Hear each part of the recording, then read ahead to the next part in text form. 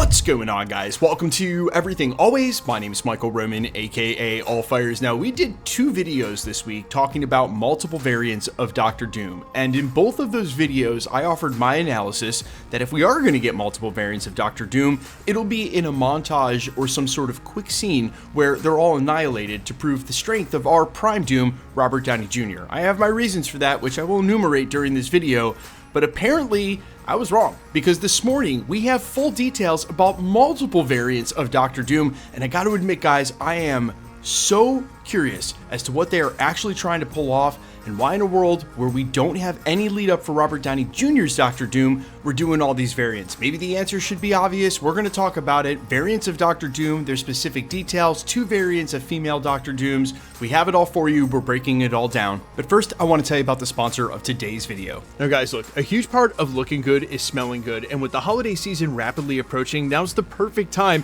to re-examine your scent game. Honestly, you're about to be around friends and family, maybe people you haven't seen in a while. Maybe you're looking to meet a special someone this holiday season. That's why I'm so happy to have paired with the sponsor of today's video, Scentbird. And what's cool about Scentbird is that you get it as a subscription. Now, for some of you, you've been wearing the same scent for the last 2 years. Let's be honest, that bottle that's sitting in the bathroom, it's probably not even good anymore. But one of the huge downfalls for paying for a full bottle of cologne is you dish out all this money, you're stuck with this one fragrance that you might not even like, and you definitely can't bring it with you in a carry-on when you travel. Scentbird solves for all of that. You're going to be able to refresh your fragrances, get new scents, and give yourself an opportunity not only to keep things fresh, pun totally intended, but also to build your own scent wardrobe featuring a signature scent. And the way it works is simple. Every month you're going to get a new group of fragrances that allows you not to be committed to a bottle, but also to start experiencing new scents. This month I had some absolute bangers. The first scent was Ocean Noir when I was hanging with my family. It's a light and breezy scent, pleasant to be around. Then when I had date night with the fiance, I actually went with something a little more rich and compelling, and that was Yellowstone Ride. I was able to find two great scents for two occasions, and again, I'll have them. I can travel with them. They come in this really awesome little lock case that's super simple to put new fragrances in.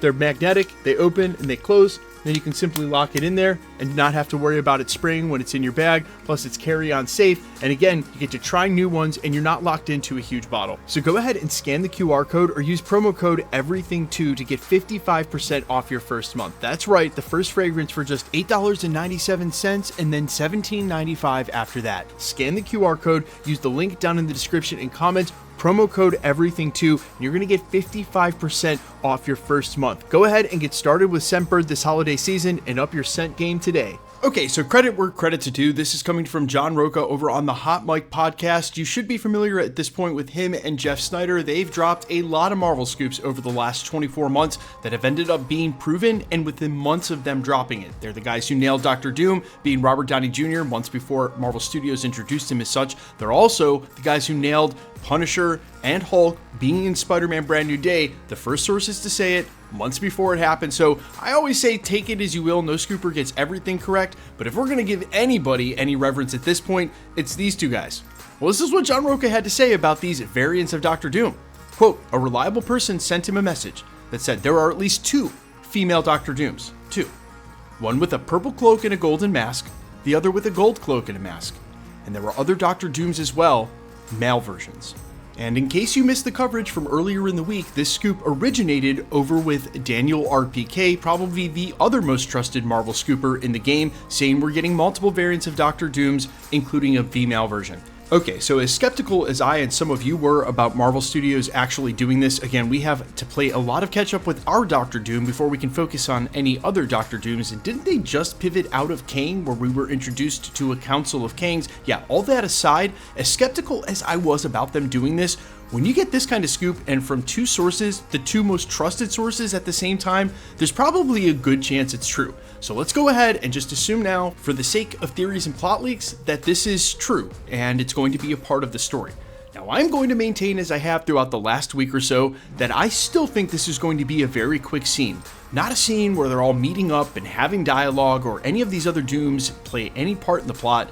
No. One quick annihilation scene where they're all either wiped out, either by Kangs, or by Prime Doom himself, the one who's going to become God Emperor Doom, none other than Robert Downey Jr. And I've maintained this mostly because they paid the man $150 million, and at the last minute, with less lead up than Thanos had going into Infinity War. Why in the world are we doing other variants of Doctor Doom during this film, other than to establish how powerful the Doctor Doom they're going to face is? Well, now I'm going to point out some really weird stuff that I honestly don't want to believe, but because of the way that the news cycle has gone in the last 3 or 4 weeks, I think it's at least worth pointing out.